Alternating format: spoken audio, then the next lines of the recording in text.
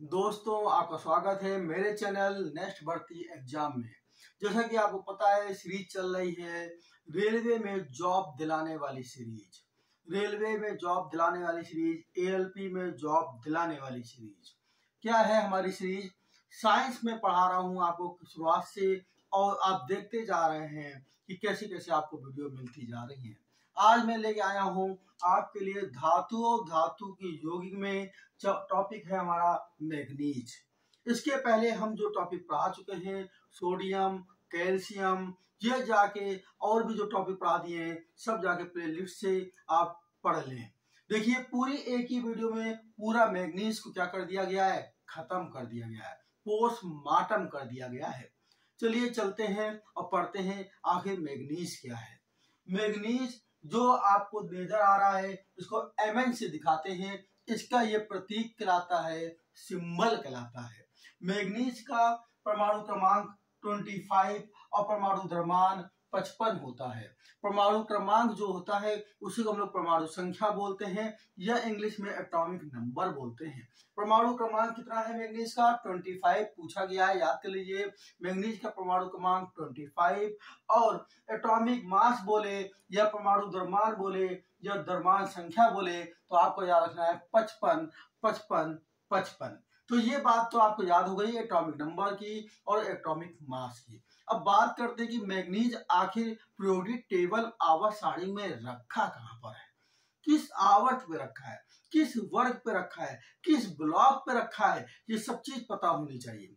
तो बेटा, मैंने पीरियोडिक टेबल की वीडियो भी आपको पढ़ाई है, आप वहां से जाके इस शब्दों के स्थान को अच्छे से पढ़ सकते हैं, मैंने अच्छे से समझा रखा है। चलिए एक बार दोबारा फिर देखते हैं। जब हम पीरियोडिक टेबल देखते हैं तो इस तरह से कोई एक पीरियोडिक टेबल बनी मिलती है। आप देखते हैं कि इधर पे हाइड्रोजन होता है और यहाँ पे क्या होता है बेटा, जब इसकी सिधाई पे इधर कहीं जाते हैं तो लास्ट में जाके इधर हीलियम होता है। क्या होता है? हीलियम होता है। यह हाइड्रोजन वाली सीरीज है, इसके नीचे अभी और होंगे तत्व। इसके बाद यहाँ पे देखिए, ये कौन सी BMgCl, इसके नीचे भी होंगे, ठीक है ना। इसी तरह यहाँ से बोरान वाली है, फिर बगल में कैल्शियम है, फिर इसके बगल में क्या है, नाइट्रोजन है, फिर ऑक्सीजन है, फिर बगल में जो है उसी तरह से आखिरी गैस लास्ट में है। ठीक है, तो हमने अभी पूरी पीरियोडिक टेबल नहीं बनाई है, मैं आपको ये समझा रहा हूँ मैग्नीज कहाँ पर है।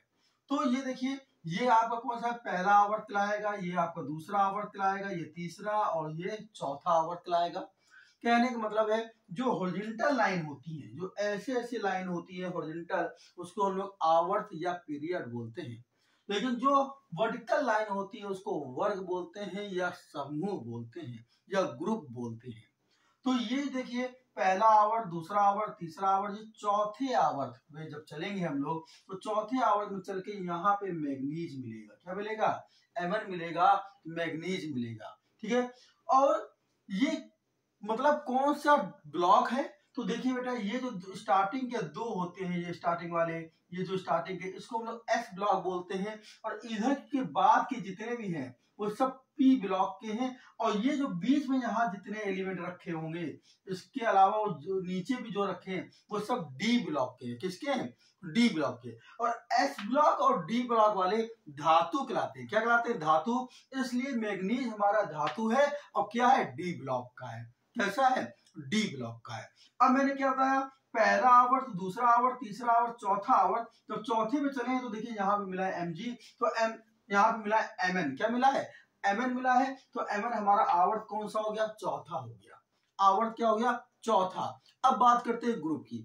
जो मेंडेलिव ने अपनी आवर्त सारणी में जो बांटा, तो 7 आवर्त और 18 ग्रुप में बांटा। तो जब ग्रुप बनाए गए तो इसके ये फर्स्ट ए था, ये सेकंड ए, इधर यहाँ पे क्या था, third, first A, second A, third A, fourth A, fifth A. तो इस ऐसे 6, 7 और यहाँ आखिर क्या था, 0 वाला जो हम लोग 8 बोलते हैं।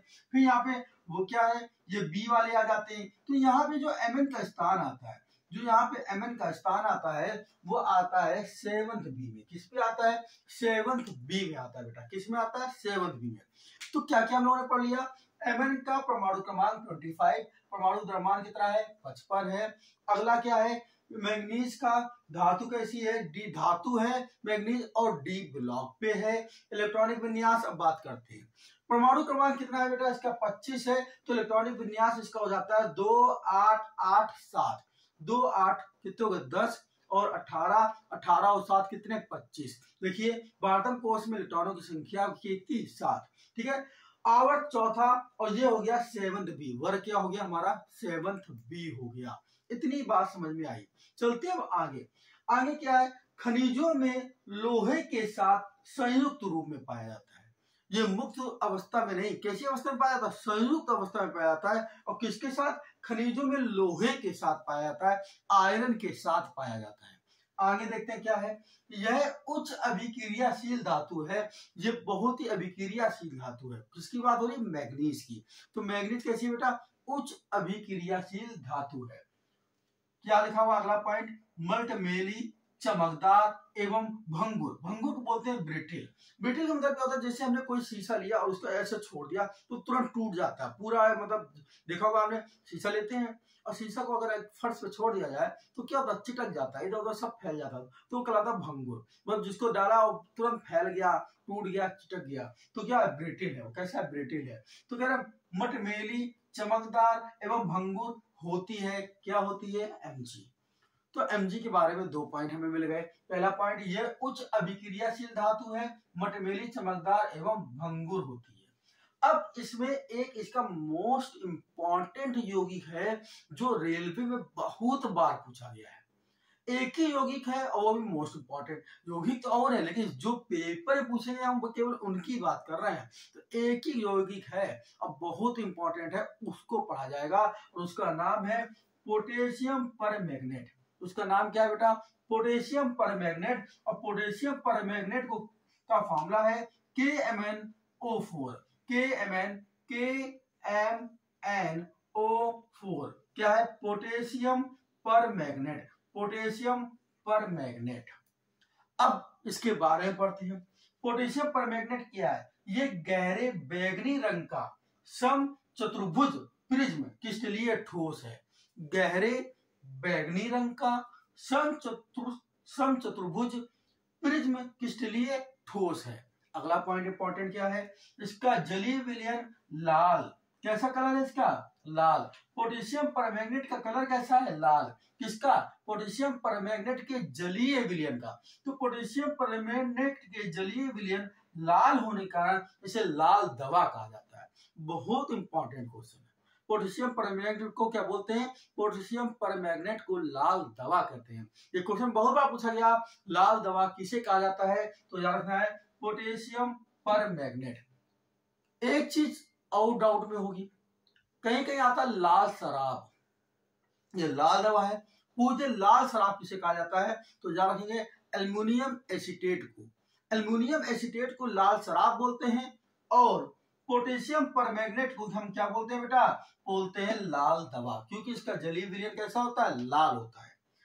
इसकी विलेयता ताप बढ़ने के साथ बढ़ती है। जैसे जैसे टेम्परेचर बढ़ता चला जाएगा इसकी विलेयता भी क्या होती जाएगी, बढ़ती चली जाएगी।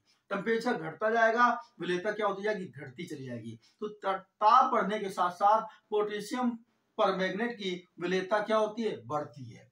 आगे क्या कह रहा, यह जल में साधारण विलेय है। ये जल में क्या है, आराम से विलेय हो जाता है। ये जल में साधारण क्या है, विलेय है। उपयोग पढ़ते हैं। उपयोग देखते हैं क्या है। पहला इसका उपयोग कहाँ है, त्वचा संबंधी रोगों के उपचार में। जो त्वचा से रिलेटेड जितने भी रोग होते हैं उसमें उपचार में हम लोग पोटेशियम परमैंगनेट का यूज करते हैं। पोटेशियम परमैंगनेट का यूज करते हैं त्वचा संबंधी रोगों के उपचार में। तभी तो उसको नाम भी दिया गया है, देखो नाम से भी लग रहा है लाल दवा। क्या है, लाल दवा। अगला क्या है, आग जलाने की किट में, जो आग जलाने की किट होती है उसमें भी हम उपयोग करते हैं पोटेशियम परमैंगनेट का।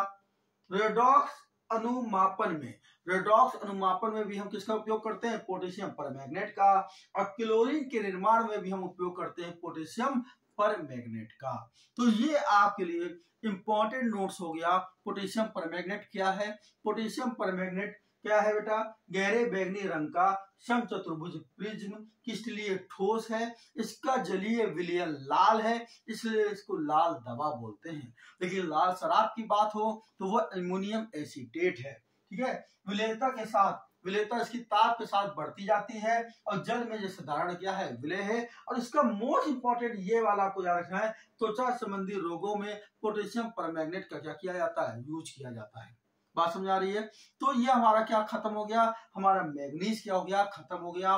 धातु और धातु की योगियों को, जो धातु और धातु के जो यौगिक पढ़ने हैं उसमें एक धातु और खत्म हो गई है, वो है मैग्नीज।